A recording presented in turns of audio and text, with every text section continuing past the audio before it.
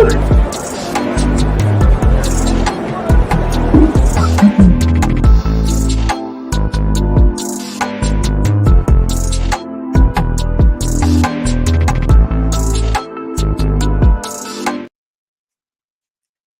everyone. Welcome to another live show, another live She Knows Arsenal.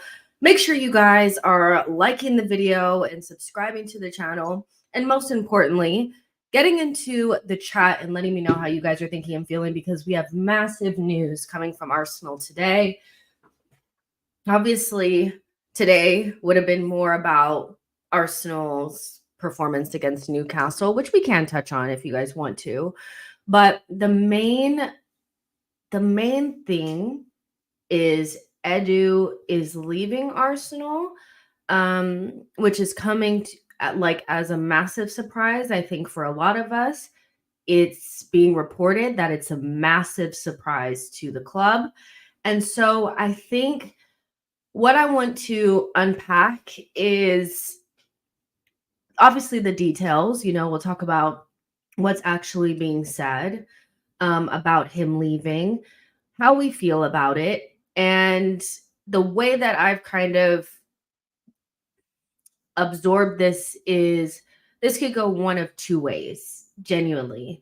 This could be a good thing or a bad thing. I do think that there is scope for it to go either way, and it all depends on how Arsenal deal with the situation. So make sure you guys are smashing the likes, like I said. But yeah, and don't, also let me know how you guys are feeling just off of the back of, no wins in the Premier League in 3. Obviously, the results on the weekend actually did us, they actually helped us. Man City not winning, losing, Aston Villa also losing to Spurs. Those results, and Chelsea honestly drawing with Manchester United, even though that did put us in 5th, we're not too far behind. So yeah, we could have finished the weekend in 7th, but we ended up sitting in 5th, which is still pretty poor. But obviously the results of the weekend make it not as bad, just from a result standpoint and a point standpoint. So let's go ahead and get into the Edu of it all. I wake up this morning and I look at my phone and there are just so many notifications, and Edu has left Arsenal or is about to leave Arsenal. I remember when we first saw the news about the Nottingham Forest owner wanting Edu to be head of their recruitment. I remember seeing that, and honestly, my initial feeling was, if he went, I don't think I'd be too upset. I think I said it to a friend in a group chat. I was like, maybe he should take this job. And my reason for saying that was because I just feel like after 6 years, however long Edu has been here, sometimes you just need to shake things up. You just need new ideas. You just need to kind of, freshen things up.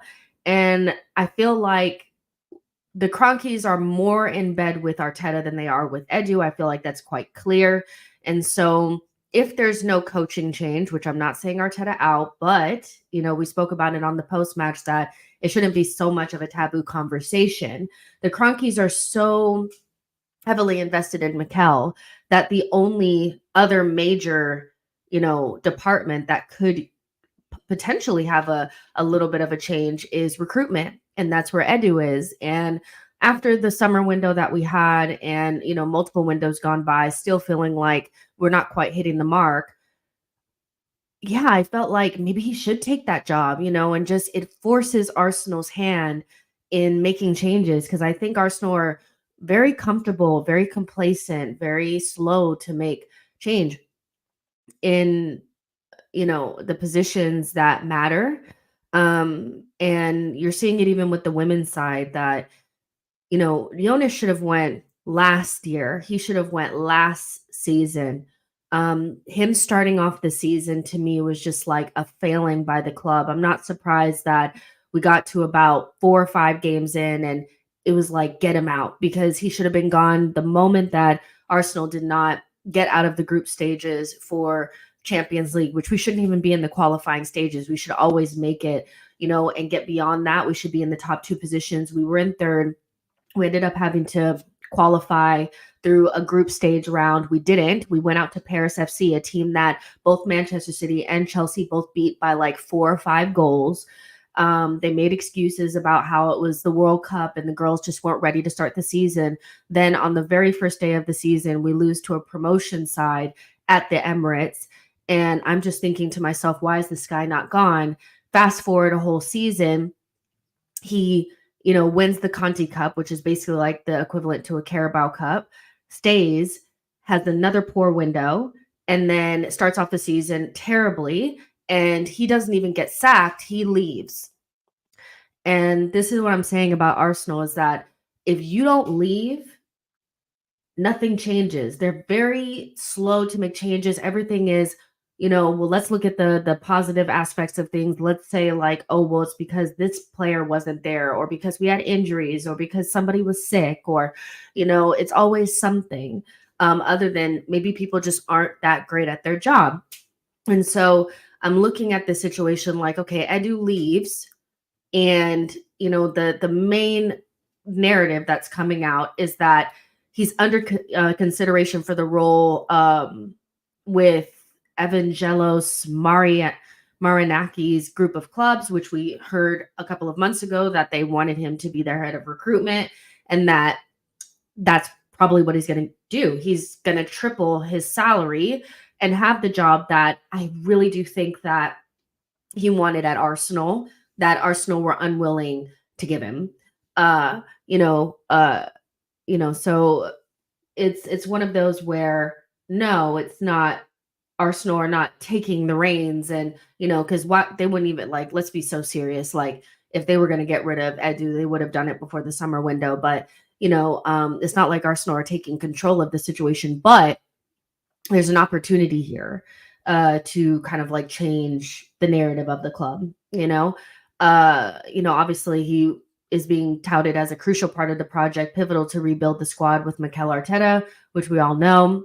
And he'll assume the job of CEO, which when Vinay left Arsenal as the CEO, Edu wanted that job and did not get it. And so that was probably like the initial amount of friction. There was also reports that his influence or power was diminished through, Tim Lewis and, Richard Garlick and Arteta. All of them kind of like absorbed, all of the power, and he didn't really have a lot of power. And so, it's like almost like the role doesn't really mean anything. And so we sit here now on November 4th with our sporting director leaving.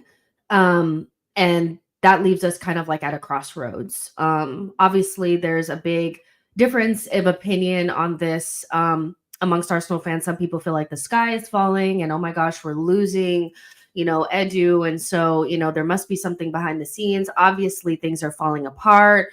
We're in a bad period. Oh my gosh, he helped build the club. We can't get any better than this. And then there's people that are like, good riddance.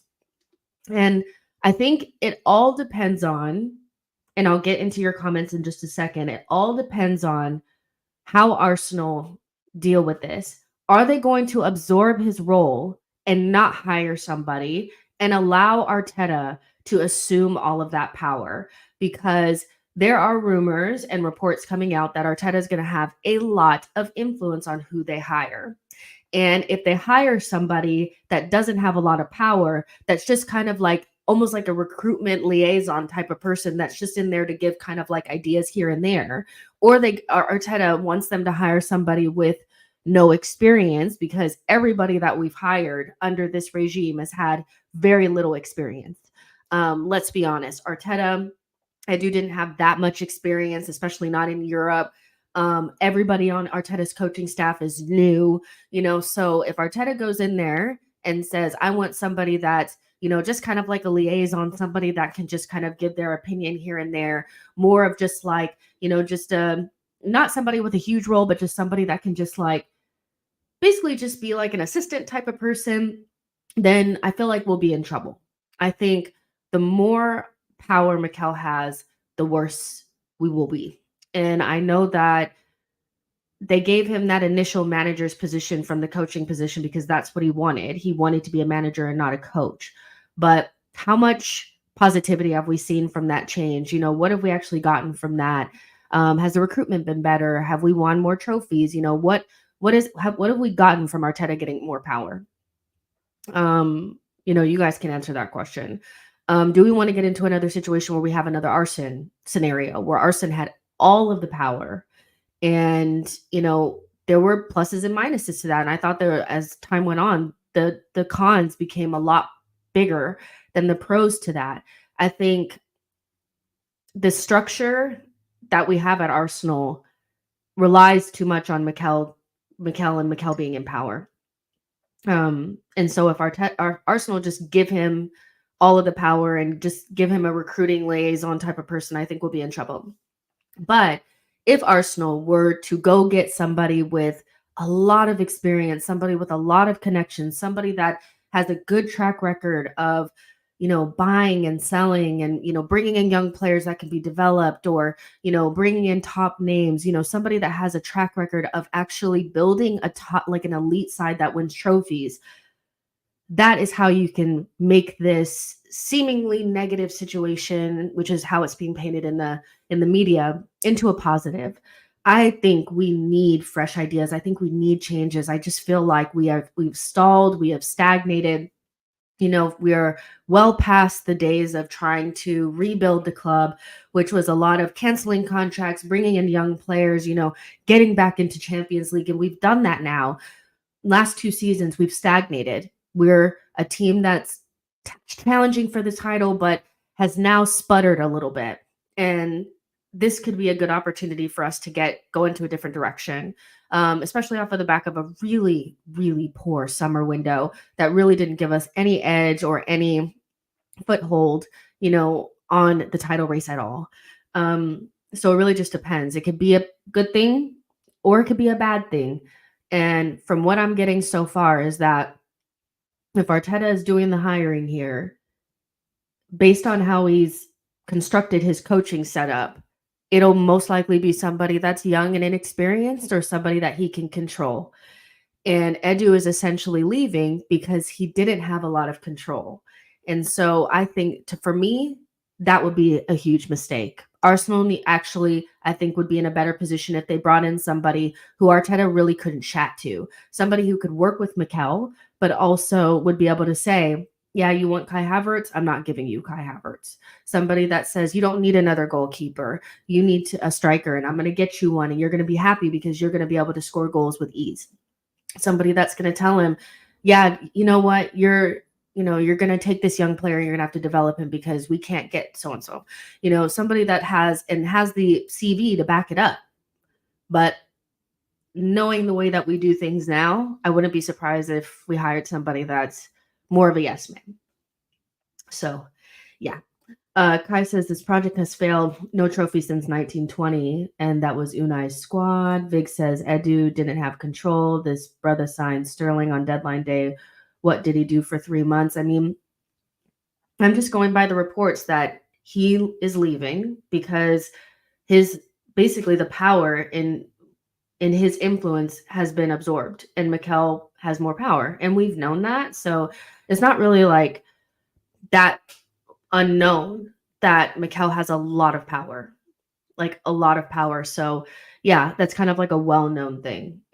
Whether I didn't think that Edu would leave because of it, but it's clear that the Cronkies are banking on Mikkel, and everything is built around Mikkel and Mikkel's project. I think it's always kind of been a failing that the project is so based around Mikkel and his development as a coach and not around the players. And so, yeah, that's where we're at. Aha says, hey, Jess, do you reckon Arteta wants next sporting director to be a 6'4" dual winning machine that can win first and second balls in the boardroom? I mean, Edu is 6'4" and was a CDM, so he has that already. But like, that's hilarious. I don't know what Arteta wants. I do feel like it shouldn't be based on what Mikel wants, though. I feel like the sporting director needs to be somebody that the club feels is going to give us the best shot at winning trophies, somebody with a CV that has built an elite squad before and that can work with Mikel. I'm getting the sense that Arteta is not easy to work with. He wants it his way or the highway. He's not a collaborator. And so I don't know who, and that's where the friction comes in, is that anybody worth their salt is going to want control over recruitment because that's what they've had. They'll work with a coach, but they won't do what the coach wants. And so that's where we'll have trouble bringing in the top names, because the top names are not going to be told that, yeah, well, if Mikel wants to buy a player that we shouldn't be buying, you're going to get him at that anyway because he's Mikel. And that's kind of always been the problem. Boy says still want Luis Campos. I wanted him before as well. But would he come to a project where the coach has more power than him? You know, Johnny D says, yes, give Edu more control so that people can curse him afterwards and still find a way to blame it on Arteta. I prefer Mikel to have all the power than 100% of the blame is guaranteed with a warranty. CE says, just don't trust Arsenal to replace adequately. I feel like a lot of us have those same concerns, is can we identify the right person? I feel, you know, how long will they leave it where they don't have this person, you know, in the seat? Will they just decide not to recruit somebody? You know, I've seen people say that there won't be that position. Arteta will just absorb that role. You know, and I just am like, you know, you'll have a recruitment team, but mostly Arteta will be making the decisions. If that happens, we're in trouble. We're in trouble. You know, he needs to focus on coaching.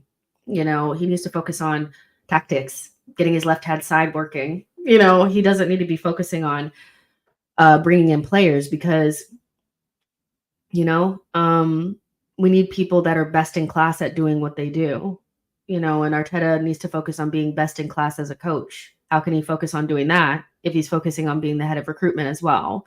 So Mr. Happy says, we better hire the best. I think Edu was on a good wage. Just don't get a Bundesliga DOF because football over there is run differently.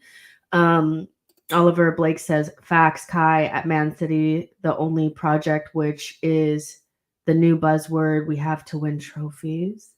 Facts, Kai. Oh, okay, I get you.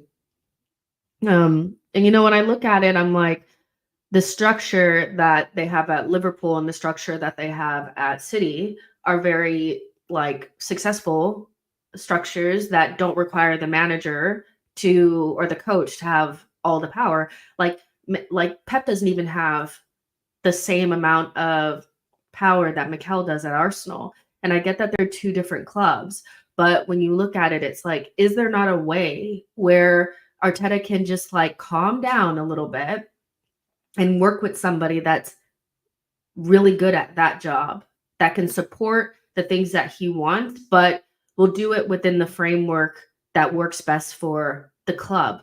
You know, I think there needs to be somebody in the room that hears, yeah, I want Kai Havertz, and says no. And I know that it's like, why are you honing in on Kai? It's just I feel like that's the best example of a signing that probably should have never happened. And because Edu and the recruitment team didn't have any power, because it was widely reported that there were a lot of questions and concerns about the signing. And basically, Arteta was the only one who wanted him. And it ended up working out. But when you still need a striker and you're looking at midfield and you're not happy about midfield, you just wish that somebody would have said, we could probably use the 65 million differently, you know? So that's kind of, you know, where I'm at with things. But yeah, it's crazy. Johnny says, yeah, the Havertz one was a blunder, but that was just one and not a complete blunder. At least he's decent at home. Nuances of Fate says, giving it, but here, I want to go back to this though. It's not a complete blunder and we're making it work, but the way that Arsenal operate and the way that we don't have unlimited funds and we're not great at selling, which is also something that I'm like, good, Edu can go because he's not particularly great at selling either. Um, every penny counts. Every penny counts. So when you spend, I don't know how much we've spent on left backs and, fullbacks, but when you have to continuously buy in the same position, continuously buy goalkeepers, continuously buy left backs, you still don't have a striker, but you have two non-clinical strikers in your team that the combination of the two of them costs you over 100 million. You have to look at the repeated, like the buys that you make and say like, okay, well, are we using it to the best of our ability?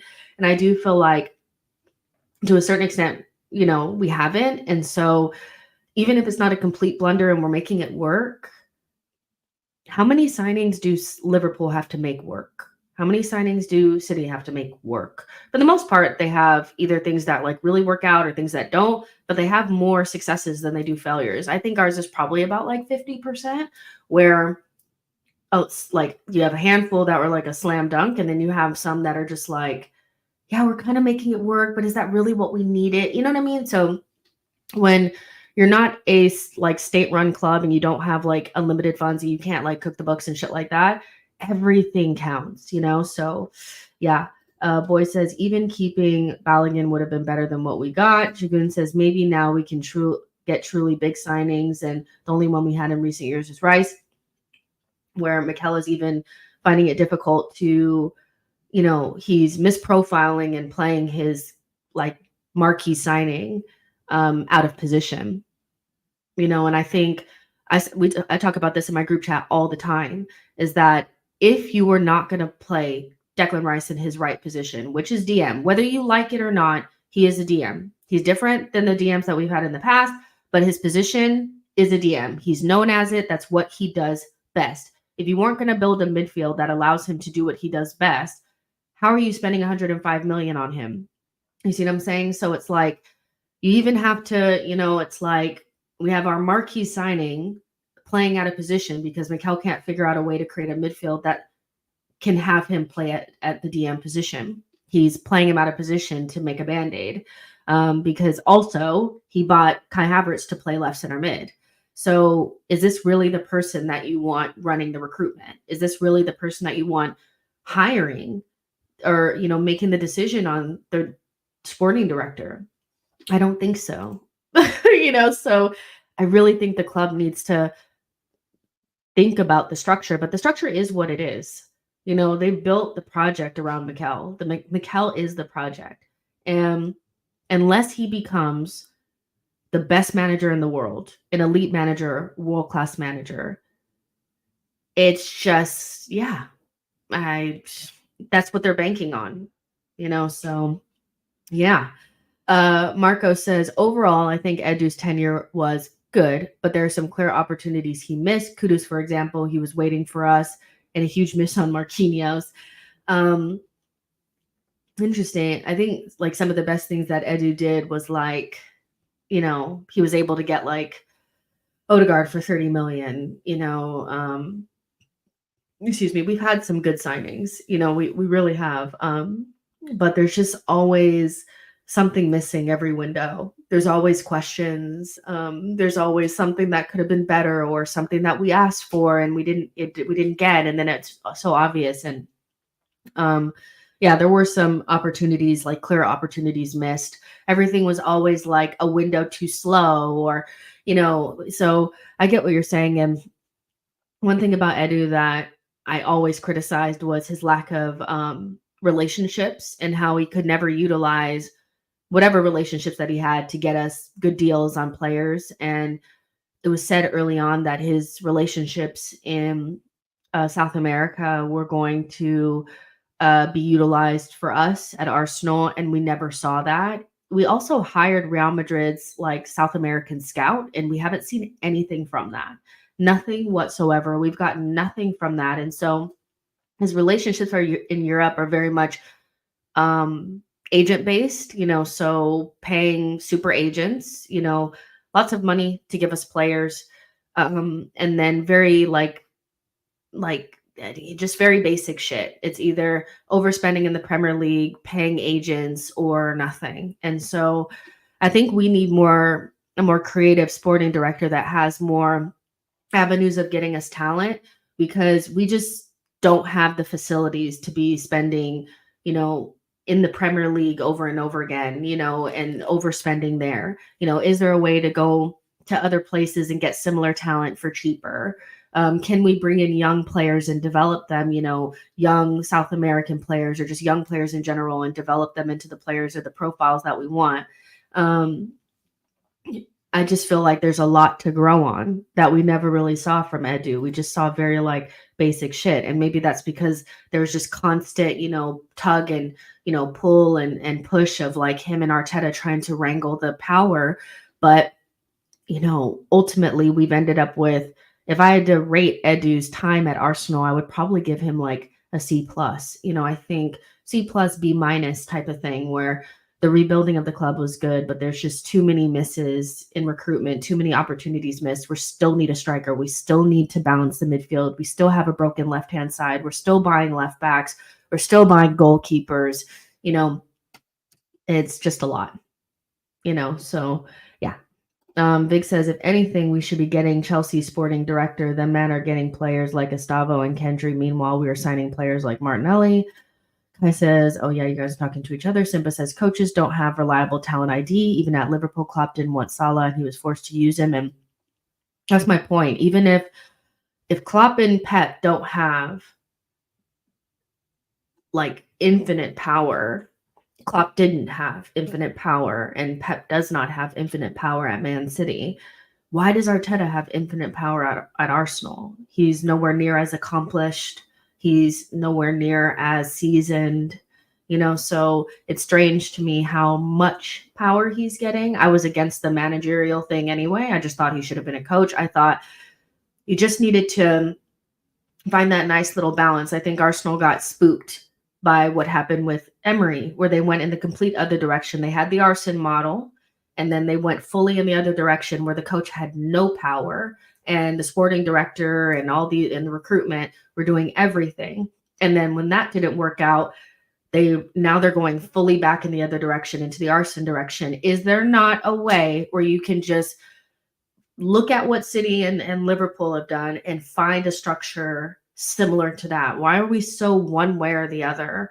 And if Arteta can't work in an environment where he doesn't have all the power, but you're not Pep or Klopp, then, I don't understand what we're doing. Like, I really don't. But yeah, the coaches should not be running recruitment as well. We've already done that. We've done that with Wenger. We don't need to do it again, but that's the direction that it feels like they're trying to go into. And it's just like, it just feels so stupid, So yeah. Sir Owen says, hi, Jess, but honestly, I don't think Arteta's to blame. He picked Kai because the club missed out on Isak, Gyökeres, Douglas Luiz, Rafinha, Asensio, and others. I mean, not really. You could have, I feel like if you think that Arteta's not to blame for Kai, when it's like well reported that he was like the only one at the club that wanted him, and he had to do a lot of convincing to Edu and the rest of the recruitment to bring in this player. And like, you couldn't have used that money to just bring in Kudus that was waiting on us. I feel like I think Arteta got what he wanted. I think he didn't want those players. He wanted Kai for some reason, so I think you're giving him a little bit too much grace here. The club had never you don't have to get Kai because you miss out on those players. That getting Kai is a choice. It is a conscious choice. It wasn't like he was the last striker on earth or the last player on earth. Or just don't spend the money at all if you don't have the right person, and just at least have it for January or whatever. But yeah, I feel like you're just giving him a little bit too much credit here. Arteta's definitely has his paw prints on a lot of our signings, and he wasn't forced to buy Kai. It wasn't a forced thing. So yeah. But yeah, World Boss says Wenger would be perfect.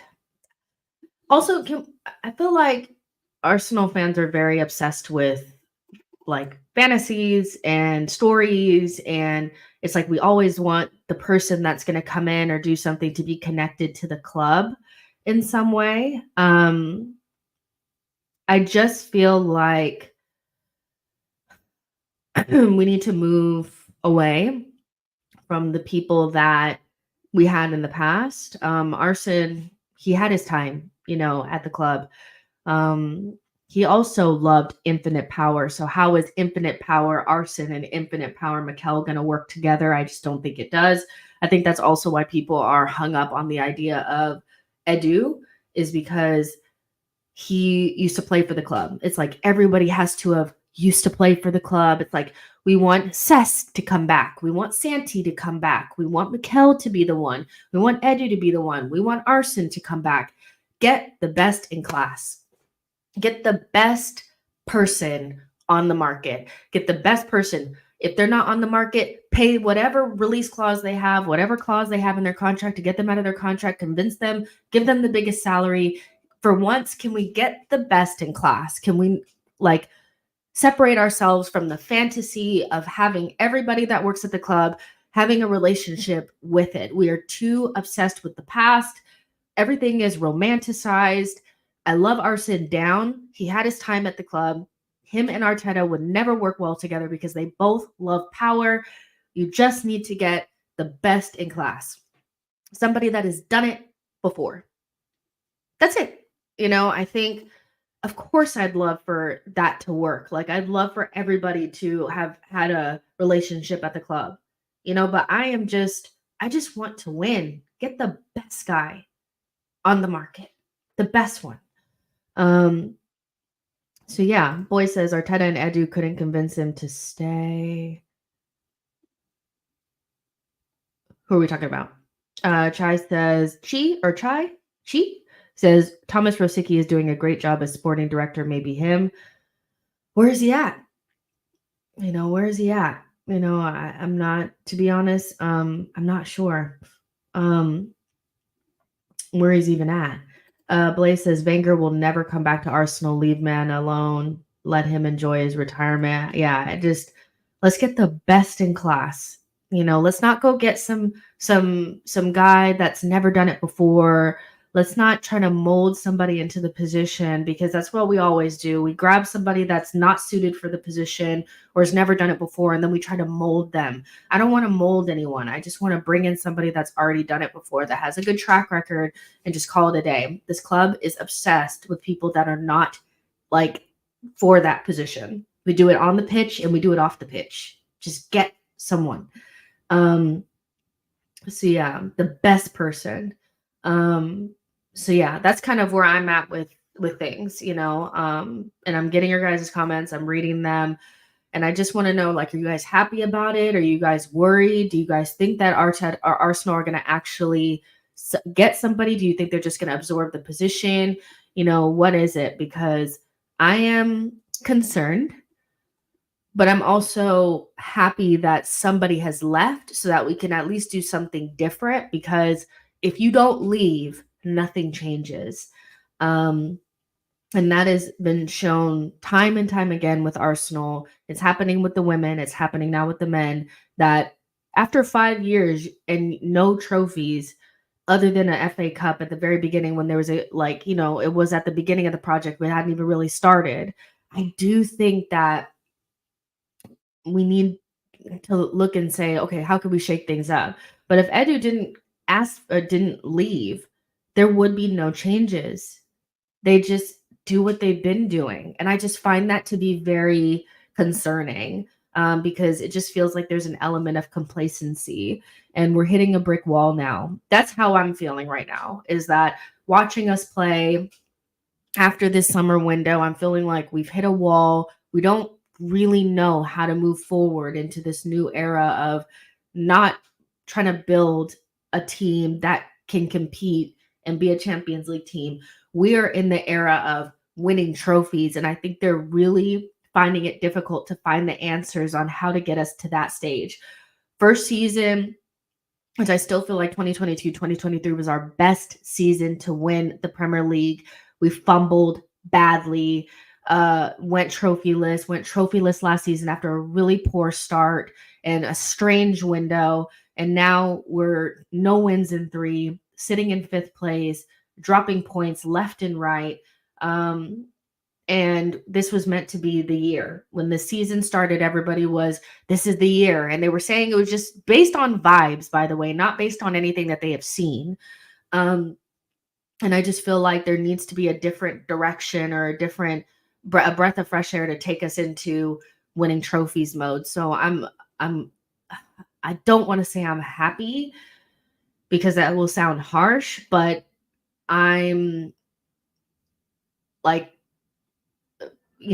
I just feel like we need change. That's just the best way for me to say it. But will Arsenal make the right decisions? I don't know. DK says, Jess, why do you think he doesn't have Saka and Nelly switching wings more often? Offense is so predictable because he doesn't have the answers and he's like drowning. I think he's drowning in the ocean of his own brain. He's overthinking football so much. But there's only been one season of Mikel having good attacking football.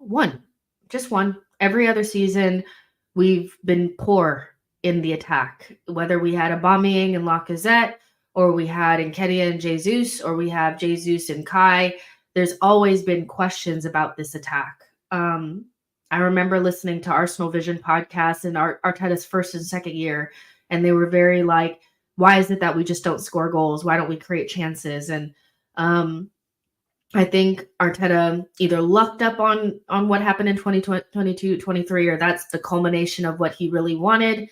And something scared him into this stiff, stick-like way of playing. And he's just lost his way.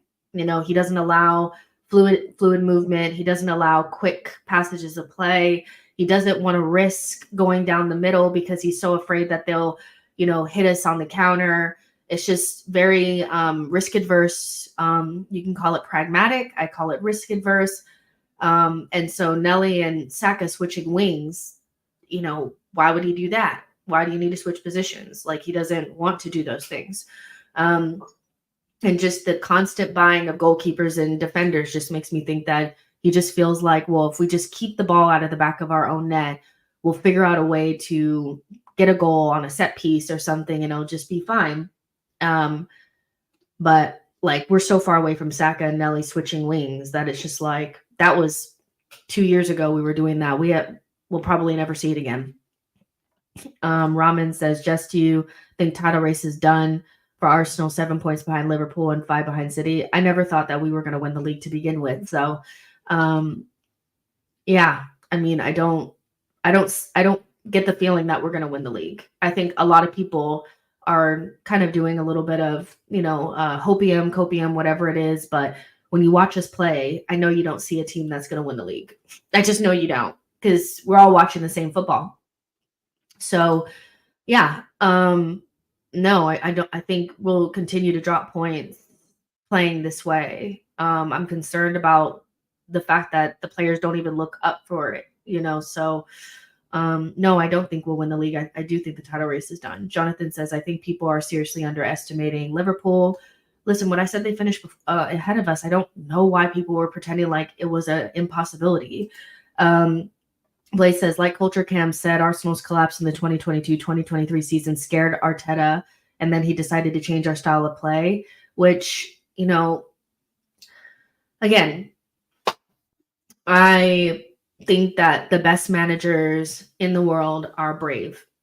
You rarely hear about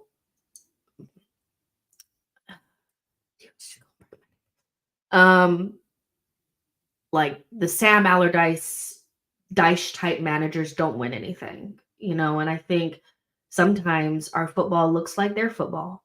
Collapse deep, play, hot potato with the ball. Guys are not comfortable on the ball. We're not confident. And I just don't see how you envision winning football games like that. Yeah, of course, like um you want to keep the ball out of the back of your net. You want to be solid. But the best teams always impose themselves on the opposition. And I feel like we kind of have imposter syndrome. I think first 10, 15 minutes we want to believe we're the type of team that can impose ourselves, but if we go down a goal or we don't score in those first 15, 20 minutes, we show our true selves, which is we are not confident we're going to score a goal. We're not confident we're going to keep the ball out of the back of our net. So we collapse. And it's just, if Arteta is still reeling from 2022, 2023, how do the players get over it? How do the players move on from it? If you're not over it, they can't move on from it. And the football is dire. The football needs work. And I think even without a striker, without a new winger, with the players that we have right now, we can play much better football. There are teams that have worse players than we do. Coaches like Iriola, coaches like sometimes even Marco Silva. There are coaches in this league, Thomas Frank. They don't have as good of teams as players as we do, but they play good football, positive football. And yeah, they don't always win every game, but I don't see why Arteta can't coach better football even with what we have. Now, what we have, we're still not going to win the league, but right now we don't even look like we're going to struggle to finish in the top 4.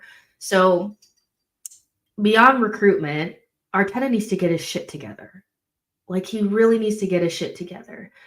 And even with Jose Mourinho, who I know people are like, well, he played negative football. He was confident, though. The way that he played is so different than the way that we play. The only thing that Arteta takes from Jose Mourinho is sitting in a block, and that's it.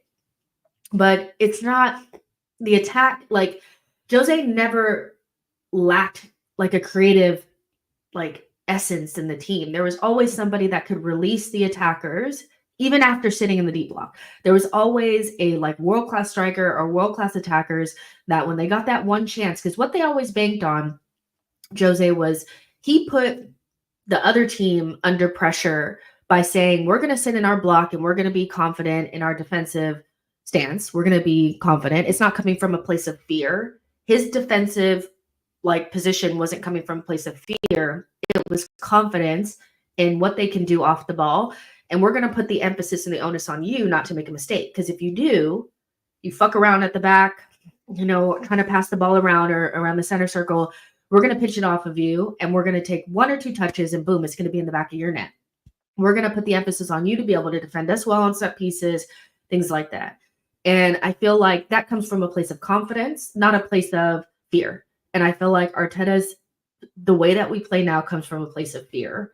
And, you don't really want to, it's like, do you want him recruiting from a place of fear too? Because I feel like his recruitment style is fear-based as well. He doesn't want to go out there. I don't know why he doesn't just go out there and get the types of players that win you titles.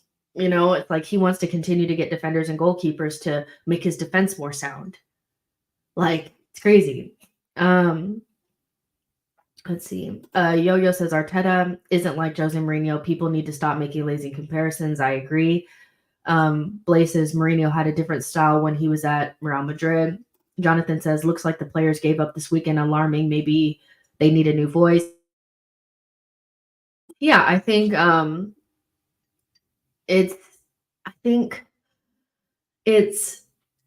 am concerned about the body language and the way that they just don't look up for it. They can say whatever they want to say about winning trophies, but when I watch them play, I just don't see a team that it's like the giving up is just too quick. It's like teams that want to win the league can persevere beyond injuries and stuff and still win. And I feel like dropping points every time you go down to 10 men and, having 2 really poor, back-to-back away performances, no clean sheets in 6 games, not looking like scoring goals in loads of games, barely being able to beat Shakhtar are really not good indications of a team that wants to win the league or win trophies, period. So, yeah, I'm not really, feeling confident just by looking at the players, but Like I said, the results helped us, this weekend. So it keeps us within like shooting range. But yeah. Aha says, "Hey Jess, do you think Arteta can alleviate some of the defensive responsibility on the wingers because we always put 11 men behind the ball out of possession, basically every team?" Of course he can. It's just whether or not he will. I think we all know that we can play more positively. We all know that we can be less defensive and less pragmatic. Of course we can. Those options are available to us. We don't have to play this way. This is a choice. We are not Everton. We are not fucking Leicester. We're not any of these teams that are like, it's such a deficit talent wise that we have to play more negative football, which even like they don't even play as negative as we do at times.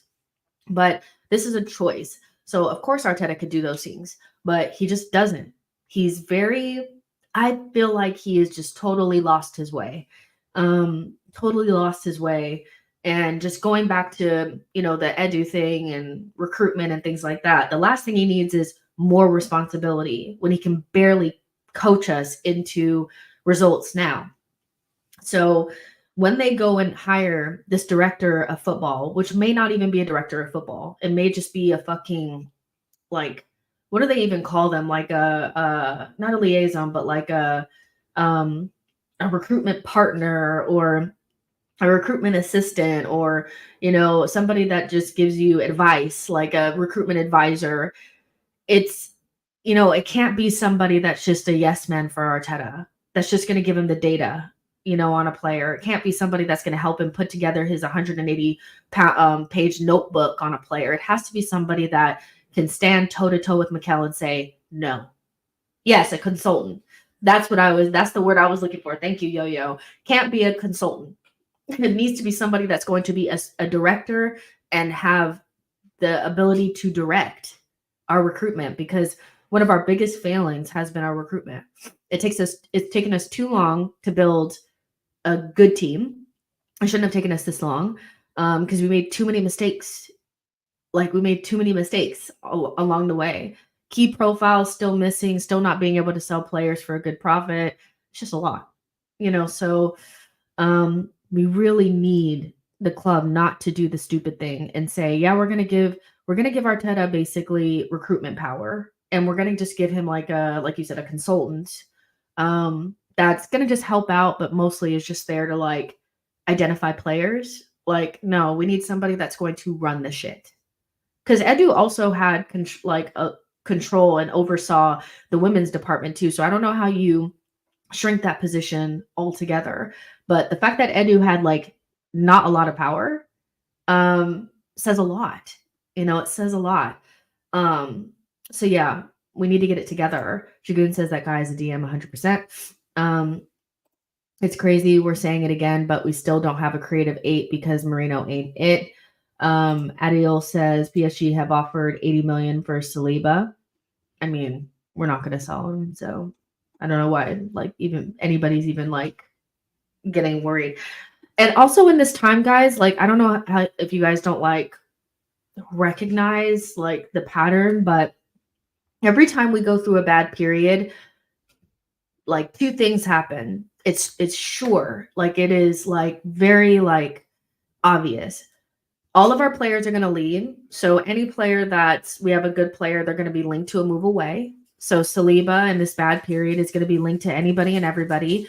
And we're also going to be linked to players coming to us. So whenever we're not playing well, all of a sudden Arsenal are going to get Gyökeres in January. Arsenal are going to go try to put pressure on Newcastle to give them Isak in January. Arsenal are going to get Kudus. Like, don't listen to the noise. Like the only news that means anything right now is Edu leaving. We are not going to sell fucking Saliba for 80 million to PSG. Like, come on.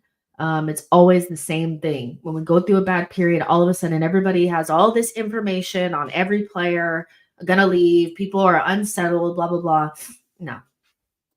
Temi says Edu and Arteta worked in partnership, and I think Arsenal will keep that model. I mean, that's what they portrayed in public, but the reports are coming out that it wasn't that much of a partnership. Edu did not feel like he had a lot of power. His role was shrinking in front of his eyes. So it was mostly Arteta's way or the highway. Like, and I think to me, that's not even really that surprising because look at our, like, we know our, yes? What's wrong, sweetie? Are you okay? Come here. We know Arteta. Like, come on. The Arsenal perspective is saying, catch me up. So for those of you guys who are just joining, Edu is leaving Arsenal to go pursue that job with Nottingham Forest or the Nottingham Forest group or whatever that guy's name is, the Greek guy that gave everybody COVID.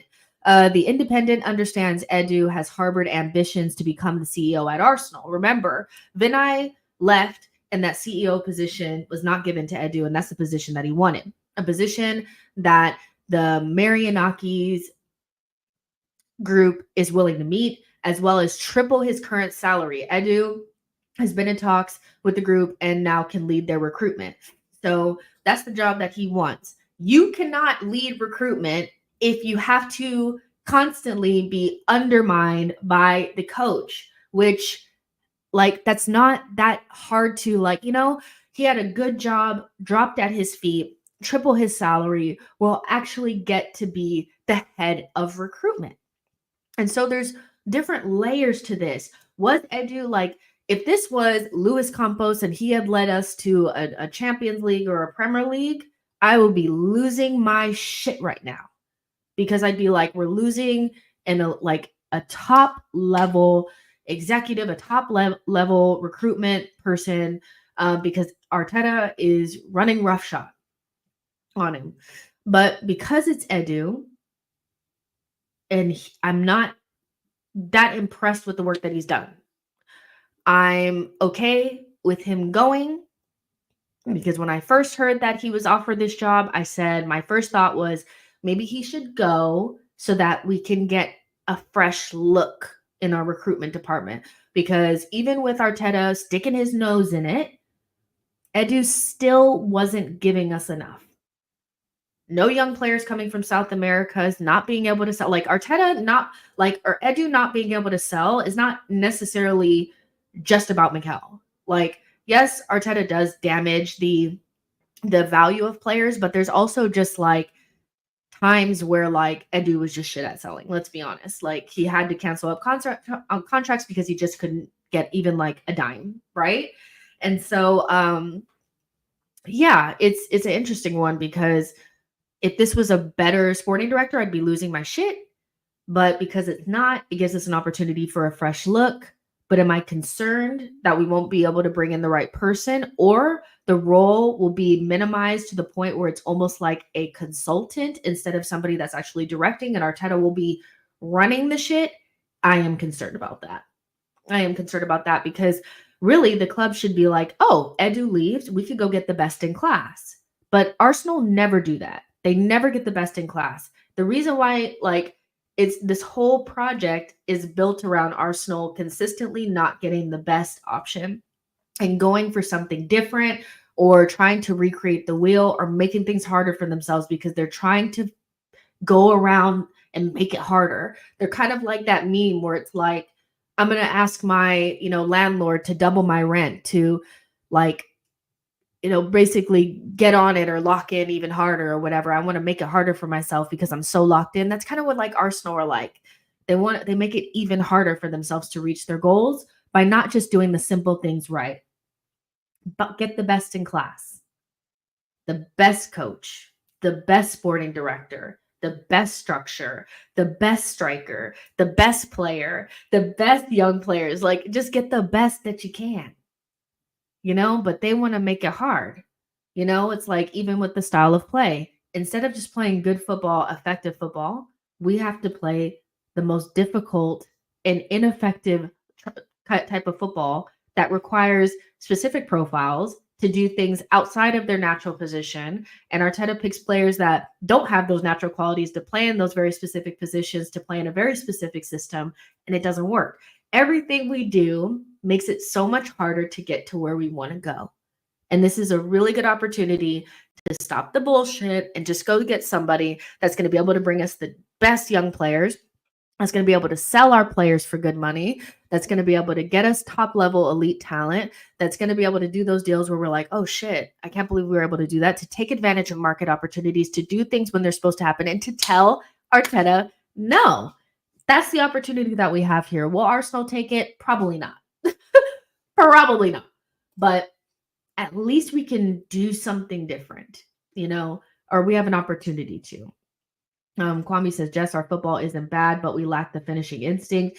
I think our football is pretty bad, if I'm honest. Like, except for the 2022-2023 season, there's always been underlying metrics for Arsenal that show that we don't create a lot of chances.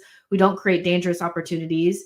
We spend a lot of time on one side and in the middle of the pitch. We don't create consistent threat.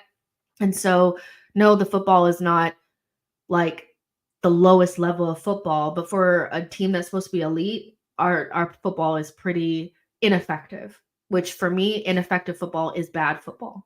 There's the odd game where we do good things for certain periods, but it's, especially like this season, it's been like 20 minutes here, 15 minutes there, 60 minutes there, but we really have lacked like a full 90 minutes of just like us being dominant and dominating in not only just like having the ball, because we haven't even had a lot of the ball this season, to be honest, but having the ball, creating consistent threat and good chances and putting those chances away.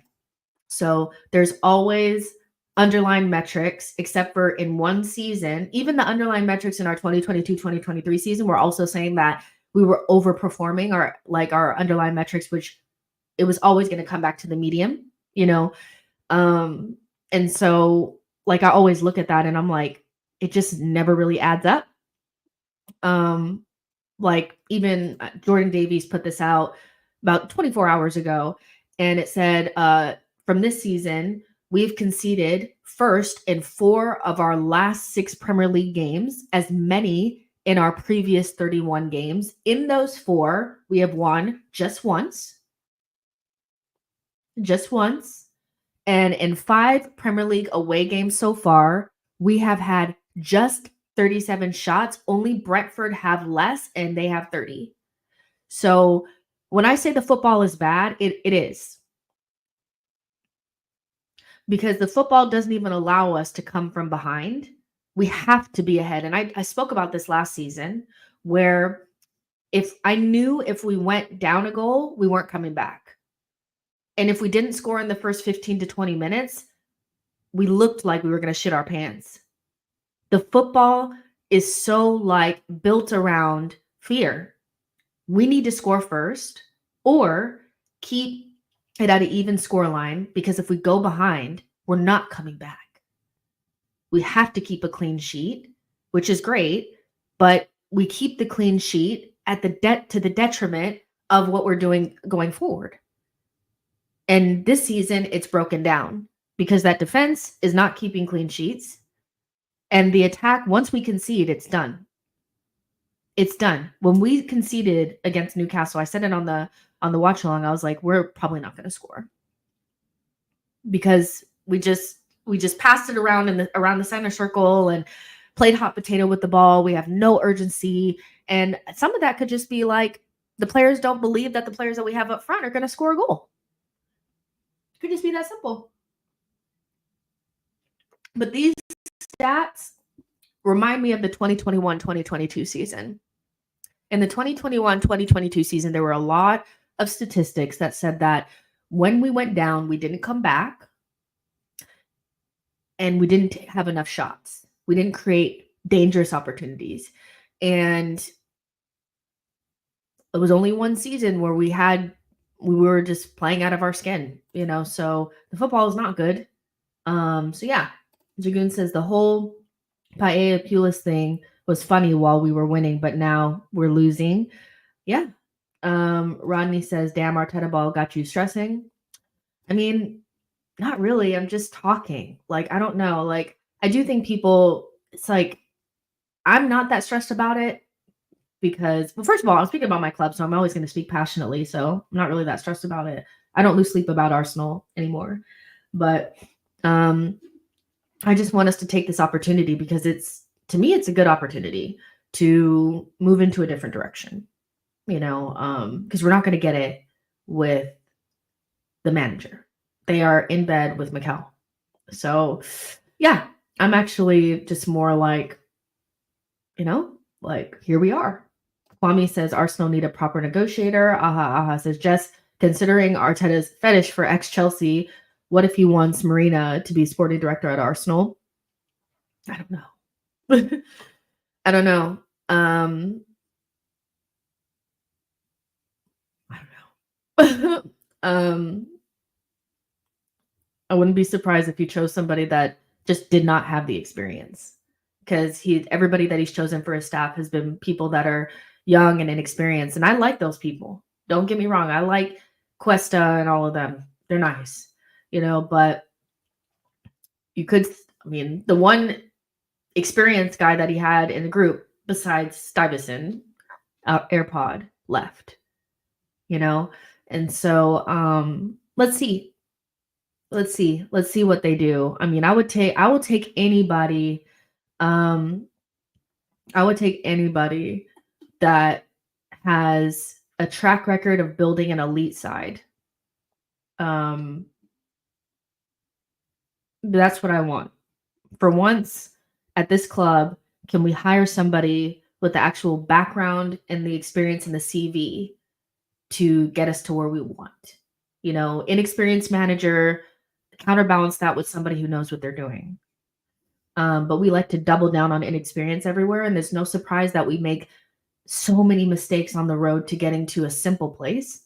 It took us so long to get into the top 4, and I think it took us maybe 1 or 2 years too long because we just kept kind of fucking around, so because people are making mistakes on the job. So yeah, Ali says Arteta's recruitment is concerning. He personally fought for us to sign Marino. We need someone with good talent ID and not a weak yes man. Yo-Yo says, I said it at the time, KSC just want to prepare people for their next job. Let's see. Johnny says, I think you look better than an hour ago after you just vented. Healthy?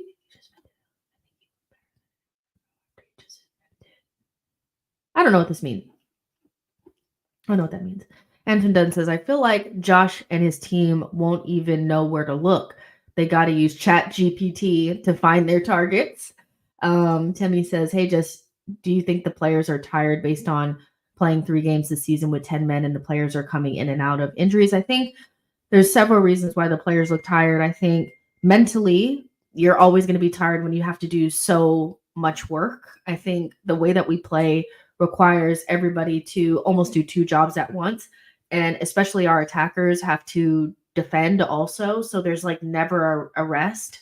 And I think they're also tired because we have a good core group of players that have played 3 seasons in a row and played almost every minute of every game because Arteta doesn't rotate. And so you have players like Ben White who look shot. You have Saka, Odegaard. They've played like every minute of every game for the last 3 years. Gabriel, Saliba. So I think that's parts of it. And then, yeah, you played 3 games with 10 men. And I just feel like, I think sometimes you just need something to give you a little bit of a boost, or something a little bit different. I feel like everybody in life, when you have a job and it's just the same thing over and over and over again, I do feel like you need something to look forward to. And if you're trying to reach your goals, you need to feel like, everybody is doing the things to get you to where you want to go. And I just don't feel like we've supported the players that we have with the type of talent year on year to get them to where they want to go. And basically they started off the season thinking we got to do all that hard work again with no support. I mean, I would love to be in the group chat to just know what they thought about the window, because they're never going to say it out loud, but players like Saka and Saliba, like, are really, really good players. They have to have been perplexed by our window and been like, how is this going to take us to where we want to go? So not only do you have to play a hard style of football that doesn't allow for much joy or fun, or it's more just like every game is about pain and suffering and struggling, but you weren't supported with the players that are going to help you reach your goals.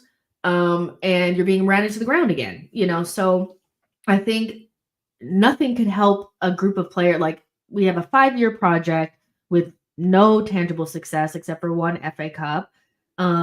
Really, I think you just need to shake things up. I just think a shakeup is just so needed for the players. They could have used an elite striker, elite attacker coming in to support them. They could have used another, a marquee midfield signing to complete the midfield. They could have used, a little bit of something, but they didn't get that. So yeah, Victor says bringing in high level players also helps with the team morale, which is what I was just saying. When the players see the club has ambition, they will be willing to push hard. And I just can't imagine that. Personally, I just can't imagine that there weren't side eyes from the players. They know. They have to. There's just no excitement, or there's nothing. Like, our window was really poor. Like, I had a lot of concern about last year's window, and obviously it was told to shut the fuck up. You don't know shit. That was a great window. We got Timber, Raya, Declan Rice, and Kai. Like, that's a great window. And I'm just like, it's not, but because we didn't get the things that we needed to get. We all know what the shopping list is. We need to get these types of players. We just missed out on the title. We need to just get simple things. Like, and they were very obvious things. Replace Granit Xhaka and get an attacker or two. We didn't do that. And then we turned around and did the exact same thing this past summer, but even worse. And it's just, I agree with Victor here that as a top player, as a Saliba in this team, as a Saka in this team, I'm not going to lie, I'd be very underwhelmed and very concerned on how we're going to beat the likes of City and now Liverpool resurging again to the title with what we have, and then also the style of play is shit, so yeah. Yo-Yo says the FA Cup has an asterisk. It has grown significantly. Empty stadium with water breaks. This side was built by banker Militarol. Arteta's Arsenal at this point are losers. Damn, Yo-Yo, that's harsh. Mario says, why in the world would you start Kai Havertz over Jesus in the striker position? Because Jesus is shit. Like, I mean, do I have to say it any more clearly? Like, people that are pretending like now it should be Jesus. Who is really backing Jesus right now and going to the hilt for him? I don't understand this whole, oh my gosh, see, I told you that Kai Havertz, you shouldn't have been starting him. It should have been Jesus all along. What is giving you guys the chest to come back around and say that Jesus should be starting games for Arsenal Football Club? As bad as Kai is at times, which he's going through a bad period, let's not act like he's not. Jesus has done fuck all in the last 2 seasons to have the level of backing that he has from people. The fact that he can't chat to Kai Havertz, the fact that Kai Havertz snatched his chain says everything you need to know. Jesus let's stick to Edu. Let's be so fucking for real. We need a new striker. We need to go into a new era. We don't need to go back to Jesus. Jesus is not going to do anything for us. He's just not. His mindset is so poor. Like, so I don't know why he gets this backing. Like, I don't understand. I get that the 2022-23 season was so fun at the beginning because we were playing and there's no pressure and we were good. And so we romanticize it. But who you are is basically who you've been for the last 6 months. Everything else expires. I'm so sorry. And so that version of Jesus is no longer here. So why are we pretending like he should be starting? It's not about Kai versus Jesus. Neither one of them are good enough for what we want to do. We need a striker. Like, we need somebody that's going to shoot. We need somebody that's going to score goals. Going from Lacazette to Jesus and Kai Havertz is the special type of squad building. But The Jesus should be starting, and I feel like we're getting caught into the whoever's not playing well at the time or whoever's starting is the problem, and the guy that's on the bench is the answer. I'm here to tell you that no matter who we switch, it's going to be the same. It's going to be the same. With what we have right now, we're not going to reach our goals. You have Jesus out there, Kai Havertz, it's going to be pretty much the same. Right now it's more about the football and Mikel than anything else. And I said that on the post-match. There's nothing on that bench that's going to change it. Zinchenko should come on. Zinchenko came on. Nothing changed. Oh, so-and-so should come on. Jorginho should come on. Not going to change. It's not. We need Arteta to fix shit. Like, that's what we need. Christopher says mixed emotions on Edu. I hear that. I think it's kind of mixed for a lot of people. I feel like a lot of people felt like the idea was going to be him and Arteta were going to lead us to the promised land, and it's come kind of out of nowhere that Edu's leaving. It all depends on how Arsenal deal with this. I think if they go into it and shrink the position even further, hire somebody with no experience, and allow Arteta to have more power in recruitment, then we're in for a doozy. But if they go in there and they go bring somebody best in class and make this into a positive, then it could be one of the best things that's ever happened to us, because something needs to happen in them two positions. Like, the coach and recruitment needs something different going on. And if we can't move the coach on, which he's never leaving, Arteta is going to be here until he wants to leave. So this sporting director position is probably the best that we can get right now. Johnny says, yeah, Zinni and Jesus were glorious 2 seasons ago, completely plafondated now and dreadful. It's just nobody, really, I feel like we're at that stage now where, and I felt this way several times in the last couple of years, where we focus on whoever's on the bench is the answer, whoever's not playing is the answer, and whoever's playing is not. But we have to remember that even the players that were on the bench played before, and it wasn't the answer. The answer, I feel like, is within Mikel. He goes through these periods where we have 4 or 5 players out of form at the same time, or everybody's playing bad at once. I feel like that's a coaching problem. I feel like the bad underlying metrics are the coach's problem. I think, these things have to come from him. There's nothing on that bench that's going to change things. And I think, everybody's holding their breath for Odegaard to come back. But I've seen games like the one that we played against Newcastle with Odegaard in the team and playing. So it's an Arteta thing.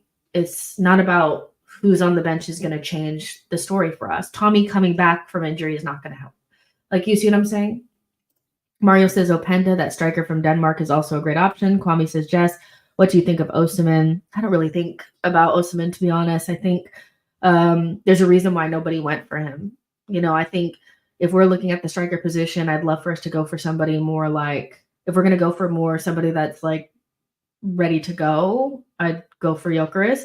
And then if you're going for a younger option, you go for a Sesko, or, you try to, I guess you got to go for Duran or something like that. But Osimhen, something about it is why is nobody going for him when everybody needed a striker? He was right there, and he's at Galatasaray. So something's going on there. Ali says Arteta is a control freak. You can see it on the sidelines. He wants more power over the whole club. Marco says, I'd like to see Mikel have no instructions for one game and let the team play, meaning press as you like, rock and roll, counter every time. I'd like to see what it looks like from within this group. And it's really interesting because even when we're playing against Shakhtar, we're playing against Bolton and these teams, you still see that we do the same things that we do in the Premier League and in the Champions League in those games. And there's a lot of emphasis on just playing this way, this very slow, ponderous, methodical way. And when we're playing against Shakhtar, I was like, just shoot on sight. There's no point in trying to construct the perfect goal, because Shakhtar are so bad that if you just shoot it on target, something is bound to go in. And that's the only way that we scored a goal, which Martinelli shot and it went in the back of the net because the goalkeeper was crap. But you can just see that it doesn't matter when we're playing. When we play against Bolton, when we play against Shakhtar, and when we play against Newcastle and Bournemouth, we play the same, and I just feel like he needs to let go just a little bit. I only think we need to play that strict way against certain teams. City away. But when we're at home against Leicester, home against Southampton, Shakhtar, when we're away from home against Newcastle, I don't think we need to play this like stiff ball. Like that's the only way I can like describe it, where guys are just like so scared to express themselves.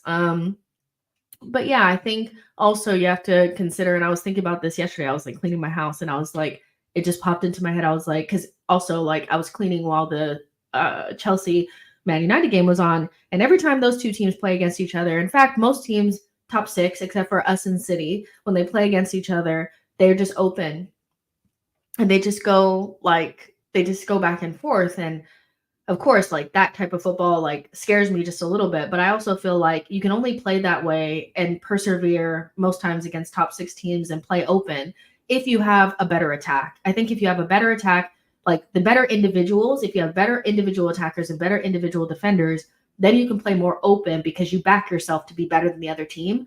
I think a lot of the scared, pragmatic, pessimistic way that we play is because maybe he doesn't rate our individuals and he feels like he has to overcoach them and keep them in certain boxes and keep them locked back because he knows that if we go into the basketball game, we don't have the better individuals to get us over the line. Buy better players.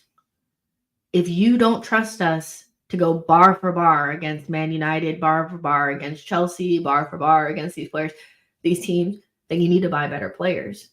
Because I feel like if that's the only way he'll open up is if he has better players, then why do you go through multiple windows and not buy a striker?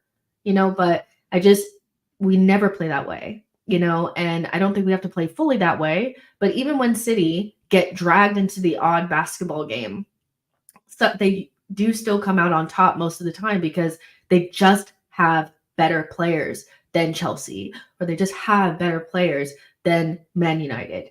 The odd time they'll get caught out, but yeah, I think there's a little bit of psychology there. And if he does feel like we don't have the individuals to play more open, so we need to be more pragmatic, but we're still conceding goals and losing games, then you just need to buy better players, like simply.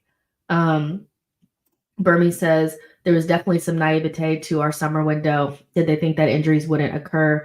It was clear that the striker, winger, and backup for Odegaard was needed. Yo-Yo says that's a cop-out. If you didn't rate him, he wouldn't have spent more on the attack over constantly fiddling around with keepers and defenders. You said it yourself. The team reflects the manager. I'm not giving a cop-out or anything. I'm saying that, like, I do feel like when you're trying to understand why he's like this, I just feel like he doesn't rate the individuals that we have in the team enough to play a more open style. So he orchestrates everything that they do and keep them in negative positions to compensate for that. But my answer to him would be, then why do you go through multiple windows and not buy better players? Why do we still have the same attackers? Why would you buy Kai Havertz? None of that makes sense. So if you don't feel like we can go like machine for machine against certain teams, then you need to buy better machines instead of just trying to keep coaching them and overcoaching them, because now it's like they're coached to death. Now they're coached to death, and there's always been an element of overcoaching with Mikel, and the only season that we saw him loosen the reins was in 2022, 2023. And he's never recovered from it. And all he had to do from that season was to buy 2 or 3 top quality players. We were the best up and coming young project. We had the world at our feet. The Cronkies were giving us money because we spent over 200 million in that window, and we just cocked it up. So it's not really an excuse. I'm just trying to understand how we've gotten to this place. And he just needs to buy. It's so simple to just buy better players, especially at the top end of the pitch. I think our defenders could go without as much cover. And yes, they would concede, just like they did in the 2022-2023 season. They were great, and we had a really good defense, but we still conceded the odd silly goal here and there because the individual mistakes were there, and we didn't have enough numbers back. But you have to back the likes of Raya and Gabriel and Saliba to make some of those individual tackles and have those individual moments, and allow the likes of Saka and Martinelli and Odegaard more freedom. Because that's the only way those types of players are going to score goals, by the way. You need to create an obscene amount of chances for those players to score goals because they're not clinical. So there's a lot going on. But like I said, the Edu situation could either be a positive or a negative for us. I think it could go either way. But I think the wrong thing is to just give Mikel more power. I think doing that is just not the way to go. But you know how our Arsenal are. They love Mikel. He is the project. So if they do that, I don't even know, what this team will look like, because he likes to overthink and buy players that don't suit a position and try to mold them into a position. And instead of just buying the best left center mid you could possibly buy, you buy somebody that doesn't suit the position and try to make them into that. I think I don't want to do that for more years, so just buy someone, or not buy someone, just get somebody that's like the best person for that job. That's all I ask. Marco says, my theory, stats are behind the stiff ball. Pep and the likes have realized that over a full season, the controlled ball is more likely to succeed. It's draining for the fans. I feel like the main difference between the two, though, is that Pep never goes without elite creativity in his team. He never goes without elite goal scorers in his team. He's never gone through that. So we may play a similar style in a more controlled way of playing, but Pep has never done it without a KDB in his team, a Haaland in his team, an Aguero in his team, a Gundogan, like a peak Gundogan in his team. He's never done it with the level of talent that we have. So if you're going to try to do it the Pep way and play a more controlled style, you still need to have those elite players in your team to compensate for some of the the conservativeness that you play.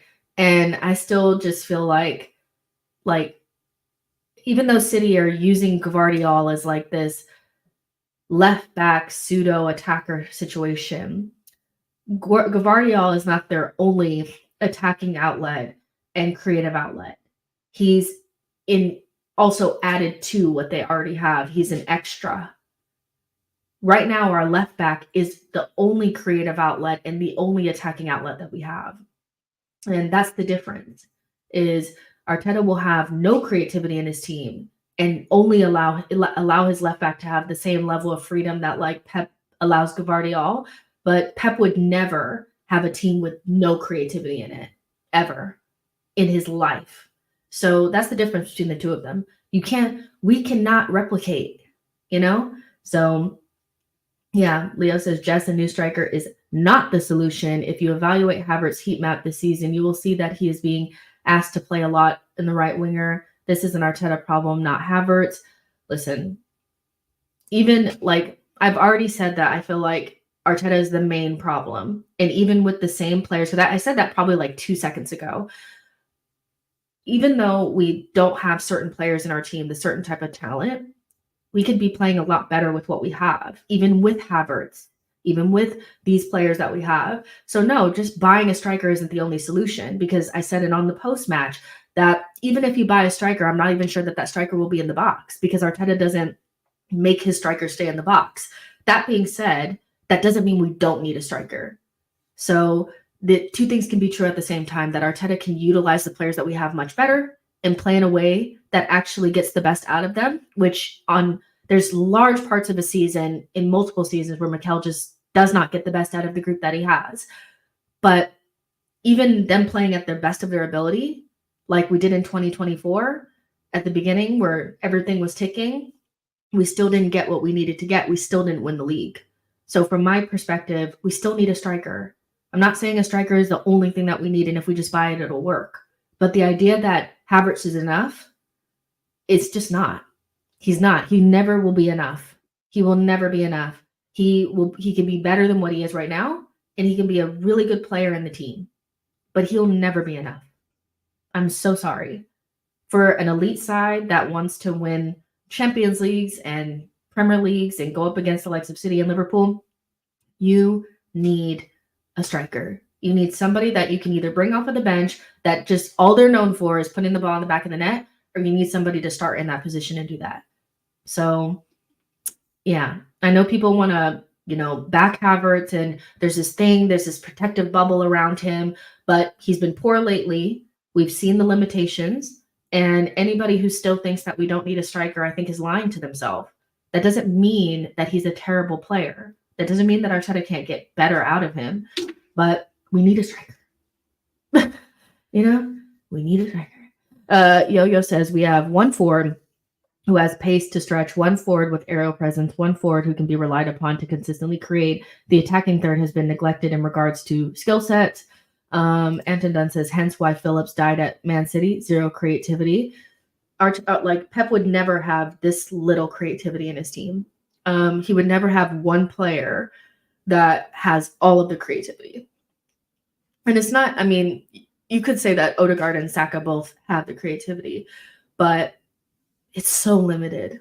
It's so limited. And I'm not saying that you have to be like Arsene and just only buy attacking midfielders and not buy anything else. But we tend to always go to the complete other side. Arsene couldn't give a fuck about a defensive midfielder or a good center backs or a good goalkeeper. He didn't give a fuck. He was just like, I just want all the attackers. Just give me anything attack mid. I don't care. Attacking mid, attacking mid, attacking mid. I'll play attacking mids on my wings. Play attacking mids, a DM, play attacking mids in all the positions. I don't care. And we never had the defense and the solidity at the back and the personalities to keep the ball in the back of the net. Now we're going in the complete other direction, and that's why I'm just like, why can't we find that happy medium where we have good defenders, but we also have midfielders that can midfield and attackers that can attack? We just keep going to the complete other side, So yeah, I think that's pretty much where we're at with that. I do need to close the show down now because I need to get to walk. But this is interesting because we were just going to talk about the Newcastle game and just kind of how we're feeling. And we did talk about that. But Edu leaving does add an interesting wrinkle to everything. And if you guys don't follow the Arsenal women, I get that, but it's just so interesting because he was supposed to be leading the recruitment for the new coach for the women, because the women also need a new coach because Jonas left. But just like with Jonas, that person had to leave in order for us to get the change that's required. And so I'm interested to see how this is going to affect them, but equally how Arsenal are going to attack this. And that'll show me a lot about, I already have feelings about the club and how I feel like they're very complacent. But maybe they'll shock me, and we'll hire best in class and, we'll get somebody that will tell Mikel no, because that's essentially, we need a grown up in the room. But if they absorb that position and they give Arteta all that power, child, we are in trouble. But make sure you guys like this video, subscribe to the channel, and get into the comments afterwards. And let me know what you guys thought. If you guys watch this on replay, make sure you definitely get into those comments and let me know what you guys thought, because listen, this is big. Edu leaving is massive. I don't want to underplay it. It's massive because it's very much like you could go this way or that way. So we'll see. But like and subscribe, and I'll see you guys soon. Bye, guys.